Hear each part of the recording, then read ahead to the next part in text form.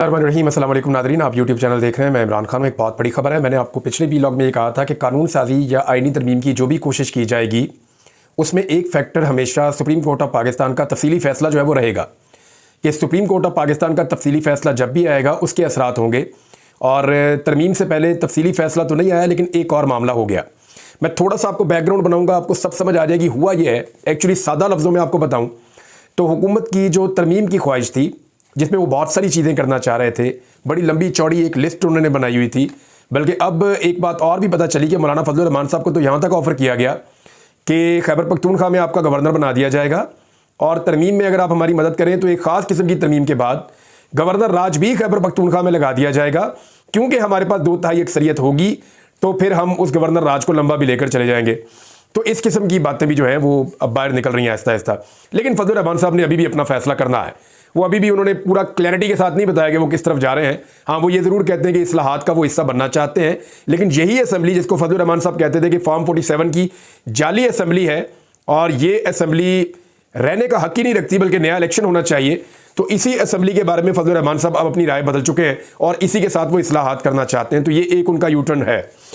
अच्छा, अब हुआ ये है कि इससे पहले थोड़ा ठंडा पानी फजलुर रहमान साहब ने हुकूमत की उम्मीदों पर डाला था, लेकिन बहुत ठंडा पानी डाल दिया हुकूमत की उम्मीदों पे सुप्रीम कोर्ट ऑफ पाकिस्तान ने। वो जो तरमीम ये करना चाह रहे थे इस वक्त उसके ऊपर ओस पड़ गई है फ़िलहाल। लेकिन अभी भी याद रखिएगा, खेल ख़त्म नहीं हुआ। पाकिस्तान तहरीक इंसाफ को बड़ा फूंक के चलना पड़ेगा, एक एक कदम बड़े ख्याल से रखना पड़ेगा। अभी पाकिस्तान तहरीक इंसाफ के करने के लिए बहुत सारा काम बाकी है। लेकिन मैं आपको बताता हूँ एक्चुअली हुआ क्या। इलेक्शन कमीशन ऑफ पाकिस्तान ने जो सुप्रीम कोर्ट ऑफ पाकिस्तान का फैसला था उस पर अमल दरामद नहीं किया, मखसूस नशिस्तों वाला।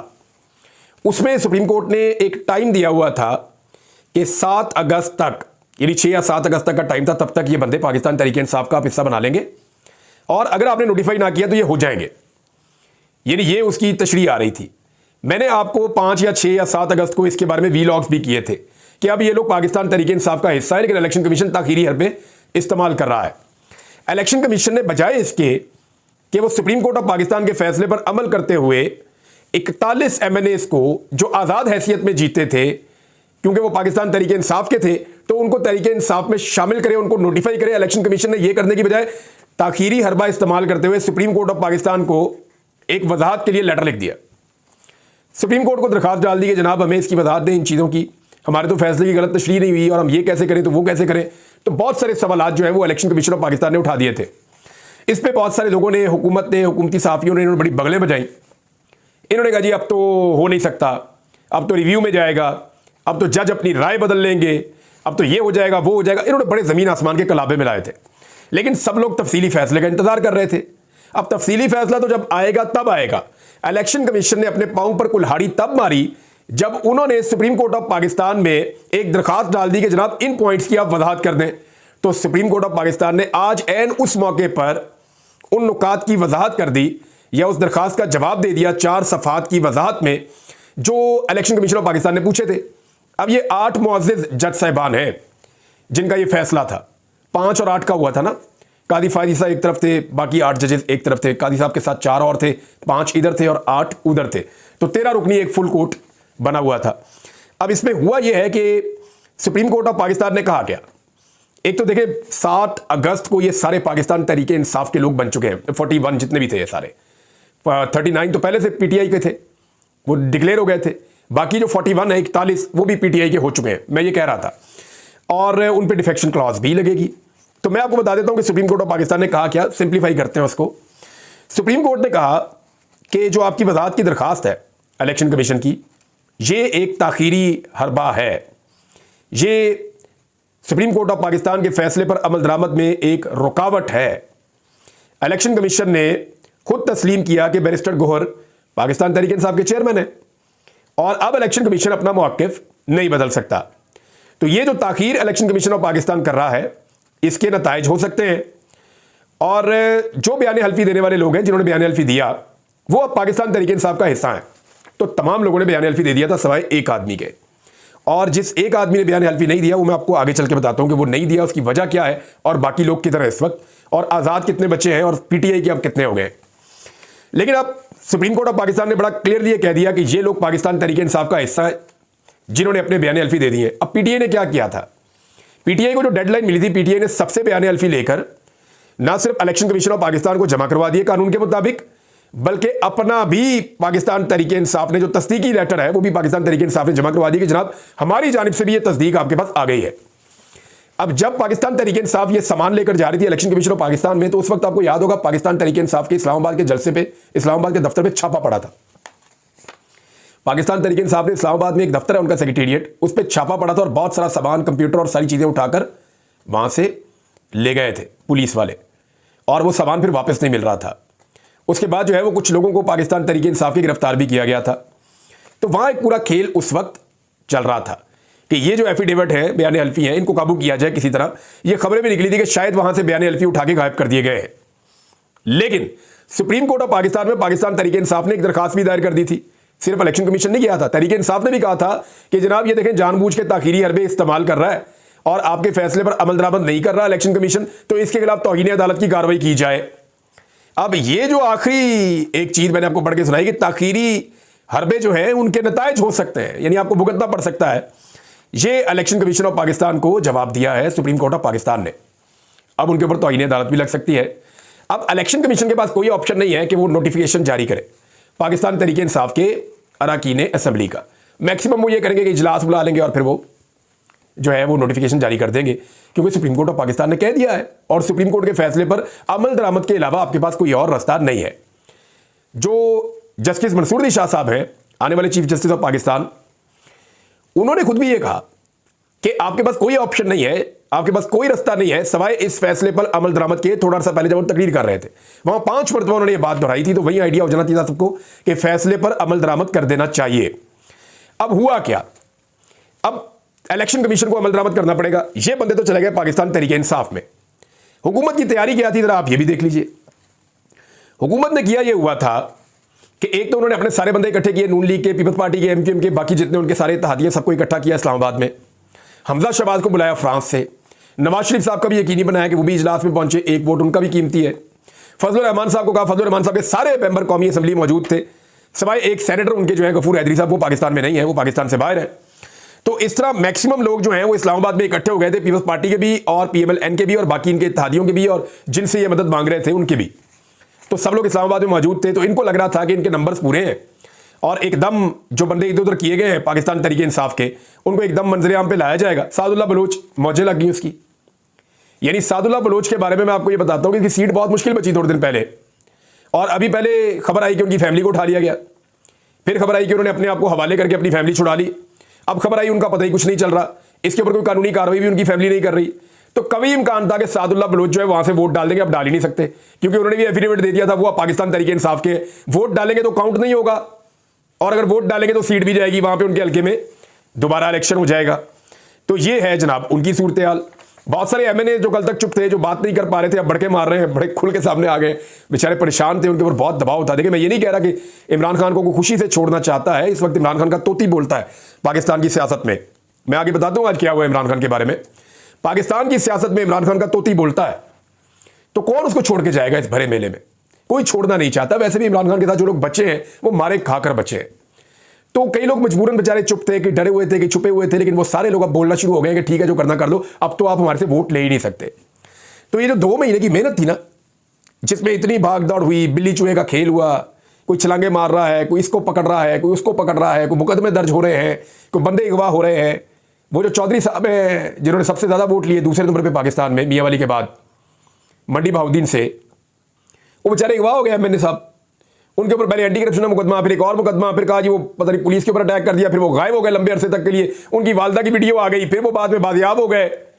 अब वो वोट ही नहीं डाल सकते, वो पाकिस्तान तहरीक इंसाफ का हिस्सा है। यानी इतनी कोशिश करके, इतनी मेहनत करके, इतनी भागदौड़ करके, इतने बंदों के पीछे 2 महीने बेड़ा गर्क हो गया भाग भाग के पूरे निजाम का, और सारी मेहनत मट्टी में मिल गई सिर्फ ये 4 सफात में। क्योंकि इन 4 सफात ने बता दिया कि जनाब वो तो पाकिस्तान तहरीक इंसाफ के बंदे हैं, आप किधर मेहनत करते जा रहे हैं, आप किधर भाग दौड़ कर रहे हैं। वो एक दिन एक काशिफ अब्बासी साहब का शो था, उसमें शेख वकास अकरम साहब ने बताया कि हमारे एक एमएनए को फ़ोन आया, तो उसको फ़ोन करके उन्होंने ज़रा थोड़ा सा अभी स्टार्टअप ही लिया। जिस बंदे ने उनको फ़ोन किया, नामालूम आदमी ने, तो आगे से एमएनए ने कहा जी मैं तो 39 ਦੇ ਵਿੱਚੋਂ हाँ, यानी मैं तो वो हूं जो पाकिस्तान तहरीक इंसाफ का डिक्लेयर हो चुका हूं, मैं तो आपको वोट डाल ही नहीं सकता तरमीम के लिए। उन्होंने कहा अच्छा सॉरी आपको मिल गया, अब किसी और को करना है, तो वो दूसरी तरफ मिला दिया। तो उन बंदों पे बड़ी मेहनत हुई है, बड़ी मेहनत हुई है, लेकिन सारी मेहनत जो है वो मिट्टी में मिल गई, सारा कुछ जाया हो गया, सिर्फ इसलिए कि सुप्रीम कोर्ट ऑफ पाकिस्तान ने ये 4 सफहात की वजाहत डाल दी है। अब इस वक्त सिचुएशन क्या है वो मैं आपको बता देता हूं कि सारी मेहनत करने के बाद जब ये इकट्ठे हुए, इनको और कोई समझ नहीं आई, इन सब ने इमरान खान पे अटैक कर दिया। और अटैक किया एक ट्वीट को लेकर। यानी मैं आज बिलावल को देख रहा था कि इनकलाबी बनने के बड़े दावे किए थे बिलावल ने, जमहूरी हैं, इनकलाबी हैं। एक ट्वीट के लिए बिलावल ने वो चीखें मारी हैं ना वहाँ पे असेंबली में, मैं सुन के हैरान हो रहा था कि यार ये इतने बुज़दिल हैं, इतने कमज़ोर लोग हैं यार, कि हल्का सा ज़मीन पे पाँव मारो तो ये कांपना शुरू हो जाते हैं पत्तों की तरह। और बेनज़ीर तो बहुत दलेर थी, ये बिलावल कहाँ से आ गया इस तरह का? इसके अंदर तो बिल्कुल बहादुरी नाम की चीज़ ही नहीं है भाई। यानी खड़े हो जाओ, डट जाओ। एक पॉलिटिशियन है, उसने अपनी राय दी है, और अगर वो आज़ादी इज़हार राय नहीं है तो फिर आप किधर हैं? दूसरा, आप यानी जो तकरीर की उसने वहाँ पे राजा परवेज़ अशरफ साहब ने तकरीर की, तो बैरिस्टर गौर साहब ने उनकी ऐसी तैसी फेर दी। अब बात यह है कि बिलावल भुट्टो जरदारी साहब को याद रहना चाहिए कि उनके वालिद ने एक दिन ईंट से ईंट बजाई थी, और ईंट से ईंट बजाने का बयान देकर वो पाकिस्तान से भाग गए थे। इमरान खान पाकिस्तान में ही है, वो कहता मैंने पाकिस्तान से नहीं भागना। तो अपने वालिद गिरामी का कंपैरिजन इमरान खान से करते हैं, तो मुझे पता चलता है, दुख होता है, तकलीफ होती है। जब मरियम नवाज करती होगी इमरान खान से नवाज शरीफ का मवाजना, तो उन्हें तकलीफ होती होगी कि काश मेरा अब्बू इतना दलेर होता जितना ये इमरान खान दलेर है, काश वो इतना बहादुर होता, इतनी तकालीफ सह सकता जितना इमरान खान सह रहा है। तो बिलावल और मरियम नवाज की एहसास कमतरी तो मुझे समझ आती है, लेकिन राजा परवेज़ अशरफ साहब की मुझे समझ नहीं आई। लेकिन फिर बैरिस्टर गौर साहब ने समझाया कि ये क्यों इतना उछल कूद रहे हैं। बैरिस्टर गौर साहब ने बताया कि जनाब एक वक्त था जब पाकिस्तान पीपल्स पार्टी ने यूसुफ रज़ा गिलानी साहब को जब हटाया गया अदालत के जरिए से, तो पीपल्स पार्टी ने फैसला किया कि हम बना देते हैं, CEC की मीटिंग हुई थी रात को, कि शहाबुद्दीन साहब को वज़ीर आज़म बनाएंगे। लेकिन फिर उनके घर में बंदे चले गए, उनको उठा लिया। फिर जनाब अचानक जनाब पता चला, नाम आया और बन गए राजा परवेज़ अशरफ साहब। तो बैरिस्टर गौर ने कहा बताएं जी आपको किसने बनाया था उस वक्त वज़ीर आज़म, कौन था आपके पीछे? तो उसके फिर कोई जवाब नहीं था उनके पास। फिर जो बिलावल ने कहा उसका जवाब जब उमर अयूब साहब ने दिया, तो बिलावल साहब उठ के वहां से निकल लिए। सुनने की जरूरत भी नहीं है, सामना भी नहीं कर सकते किसी चीज़ का, इतने तो ये जमहूरी हैं। तो फिर उमर अयूब साहब ने बहुत भिगो के लितरॉल की है। उन्होंने बताया कि मेरे दादा से आपके नाना जो है वो हलफ ले रहे थे, वो तस्वीर भी आपने देखी होगी। फिर उन्होंने ये भी कहा कि शायद जो आप बोल रहे हैं या जिस तरह की आपने तकरीर की है, गुज़िश्ता 2 दिनों आपकी ट्रेनिंग जो है वो शायद ISPR में हुई है, इस तरह उन्होंने एक तनकीद की। लेकिन बिलावल पहले ही निकल गए थे, फिर उन्होंने वहाँ पर रुकना मुनासिब नहीं समझा। अब PMLN के साथ और हुकूमत के साथ हुआ ये कि वो भी कानून साजी करने के लिए दोबारा नंबर गेम में फंस गए, क्योंकि PTI का वोटर अब वोट डाल नहीं सकता। अब ना उठाने का फायदा, ना मारने का फायदा, ना कुटने का फायदा, ना कुछ और करने का फायदा। लेकिन अब मैं आपको कुछ थोड़ी सी नंबर गेम समझा देता हूं, उसको जरा आप समझ लें। सारी तकरीर जो है वो इमरान खान की ट्वीट के गिर्द घूम रही है असेंबली में। यानी ना बिजली की बात, ना IPPs की बात, ना टैक्सेस की बात, ना IMF की बात, ना गैस की बात, ना रोटी की बात, ना इकॉनमी की बात, ना दिफा की बात, ना मुल्क में दहशतगर्दी की बात, ना बलूचिस्तान की बात, ना कबायली इलाकों की बात, ना लकी मरवत की बात। पूरे पाकिस्तान के अंदर इस वक्त मसाइलिस्तान बना हुआ है, पाकिस्तान के किसी एक मसले पे इन्होंने बात नहीं की। पूरी पार्लियामेंट का एक ही मसला था, क्या? इमरान खान ने ट्वीट कर दिया जी। और मैं आपको बताता हूं, क्योंकि मैं मीडिया का हिस्सा रहा हूं, मीडिया के लोगों ने मुझे बताया कि जनाब हमें इंस्ट्रक्शन आई है कि आप दिन रात इस ट्वीट को पढ़ जाओ और इमरान खान की इस ट्वीट के ऊपर जो है वो आपने बात करनी है। मेरी साकिब बशीर साहब से बात हुई, ये सारी चीज़ें मैंने आपको बताई कानून से मुतालिक। मैंने उनके साथ इसको डिस्कस किया था, सिद्दीक जान साहब से डिस्कस किया था, और 1-2 लोग हैं उनसे भी डिस्कस किया था। जो लोग पार्लियामेंट के अफेयर को समझते हैं उनसे डिस्कस किया था। वो चीज़ें मैं आपको भी बताता हूँ। लेकिन 2 चीज़ें क्लियर हो गई। एक, पाकिस्तान तहरीक इंसाफ के MNA अब वोट नहीं डाल सकते, डालेंगे तो सीट भी जाएगी और वोट काउंट भी नहीं होगा। दूसरा, जो 8 जजेस के बारे में 2 महीने से कुछ दावे किए जा रहे थे कि 1 जज टूट गया तो 2 जज टूट गए, तो जजेस जो है उनकी राय तकसीम हो गई, तो रिव्यू के अंदर ये हो जाएगा तो वो हो जाएगा। जनाब इन 4 सफ़हात की वजाहत के ऊपर 8 के 8 जजेस के दस्तखत मौजूद है। यानी हुकूमत और निज़ाम अपनी तमाम कोशिशों के बावजूद, अपना पूरा जोर लगाने के बावजूद 8 में से 1 जज की राय भी तब्दील नहीं कर सका। इस पॉइंट को आपने ज़हन में रखना है। ये बहुत बड़ी कामयाबी है जुडिशरी की कि 1 जज भी अपने मौक़िफ़ से 1 लम्हा भी पीछे नहीं हटा। अब आए कि सारे इकट्ठे करने के बाद बंदे, हुकूमत के पास इस वक्त जो मेजॉरिटी है वो 213 की है, 224 उनको चाहिए, 11 बंदे कम है। 8 बंदे फजलुर रहमान के अगर वहां जाते हैं तो अगली दफा फजलुर रहमान साहब 8 सीटों के लिए भी तरसेंगे। ये मैं आपको लिख के भी दे देता हूं, फजलुर रहमान साहब को अगली मर्तबा एस्टेब्लिशमेंट भी नहीं जितवा सकता, कोई नहीं जितवा सकेगा अगर उन्होंने पब्लिक के साथ धोखा किया तो ये अपने हलकों में नहीं जा सकेंगे दोबारा पब्लिक के साथ। और फजलुर रहमान साहब तो खुद कहते हैं मैं अपने हल्के में नहीं जा सकता। तो ये अगर धोखा करेंगे पब्लिक के साथ तो फिर पब्लिक इनको नहीं छोड़ेगी और लोग इनको वोट नहीं डालेंगे कभी भी, क्योंकि इस हुकूमत ने जितना मारा है ना आम आदमी को, वो सारा इल्जाम फजलुर रहमान साहब पे पड़ जाएगा। फजलुर रहमान साहब के 8 अगर मिला भी दें तो 221 बनते हैं, फिर भी 3 बंदे कहां से लाएंगे? अब वो 3 बंदे पूरे नहीं हो रहे। सिचुएशन ये है कि रियाज फतेहाना सिर्फ एक आजाद आदमी रह गए, लेकिन वो कनाडा में और वो वापस नहीं आते अभी, जो मेरी इतला है। कुछ लोग कह रहे हैं कि वो अभी नहीं आएंगे, हो सकता है आ जाए, हो सकता है आ जाए, कोई कंफर्म कुछ भी नहीं होता, बहुत ज्यादा दबाव पड़ सकता है, कुछ भी हो सकता है। लेकिन रियाज फतेहाना का एक वोट बाकी है, जो इन 41 में से जो 40 हैं वो एक तरफ करें तो एक रियाज फतेहाना जिनका एफिडेविट नहीं है। बैरिस्टर गौहर, उमर अयूब और अली असगर खान, ये 3 लोग जो हैं क्योंकि पार्टी के अहदेदारान थे इसलिए इन्होंने पहले बयान अल्फी नहीं दिया था, लिहाजा ये तीनों अभी अलग हैसियत में है और इनका वोट तो पड़ देंगी, सवाल ही पैदा नहीं होता। अब आ जाए एक बादोज़ई है। बादोज़ई बलोचिस्तान से जो है वो जीता था, इसको ज़बरदस्ती नून लीग में शामिल कर दिया गया और वो बैठता अपोजिशन के साथ है, रहता भी अपोजिशन के साथ है। आदम सवाती साहब का बहुत करीबी है और वो ये क्लेम करता है कि वो तो वोट नहीं डालेगा हुकूमत की तरमीम के लिए, तो वो बल्कि अदालत में उसको रुजू करना चाहिए कि जनाब मैं इलेक्शन कमीशन ने मुझे कैसे नून लीग के साथ डाल दिया, मैं तो उनका टिकट होल्डर ही नहीं हूं और मैं तो उनके साथ रहने नहीं चाहता। चौधरी इलियास साहब जो है वो काफ लीग में शामिल हुए थे कि काफ लीग को एक मखसूस नशिस्त मिल जाएगी, ये डाल के 213 उनके बनते हैं। अच्छा, ब्रिगेडियर असलम घुम्मन साहब के ऊपर शक किया जा रहा है क्योंकि ब्रिगेडियर असलम घुम्मन साहब ने ये वादा किया था, कुछ लोग ये कहते हैं अपनी सीट जीतने के लिए सियालकोट से कि जनाब आप मुझे सीट जितवा दें, मैं पीटीआई में नहीं जाऊंगा, तो उन्होंने अभी तक कोई ज्वाइनिंग नहीं की। चौधरी उस्मान साहिवाल से आज़ाद है, लेकिन इनके बारे में कहा जाता है कि ये पाकिस्तान तहरीक इंसाफ के साथ खड़े होंगे। पीर ज़हूर कुरैशी जो है वो भी इधर ही पाकिस्तान तहरीक इंसाफ के साथ खड़े होंगे, इस वक्त उनकी भी यही सूरत हाल है। औरंगजेब खिच्ची, ये जनाब इनके बारे में जुनैद अकबर साहब ने ट्वीट किया, ये नहीं मिल रहे और इनके बारे में शक का इजहार अभी तक किया जा रहा है। और मुबारक ज़ेब ने सारी दुनिया की कहानियां सुनाई राजा रियाज की तरह, लेकिन ये नहीं कहा कि मैं इमरान खान के साथ खड़ा हूं और कादी फायद ईसा की एक्सटेंशन के लिए या जो है वो अदलिया के अंदर जो एक तरमीम करके कोशिश की जा रही है चीज़ों को कंट्रोल करने के लिए, उसके लिए मैं वोट नहीं दूंगा। ये कहने के अलावा बाकी सारी दुनिया की कहानियां उसने अलिफ से लेकर ये तक सुना दी मुबारक ज़ेब ने, लेकिन क्लैरिटी नहीं आई।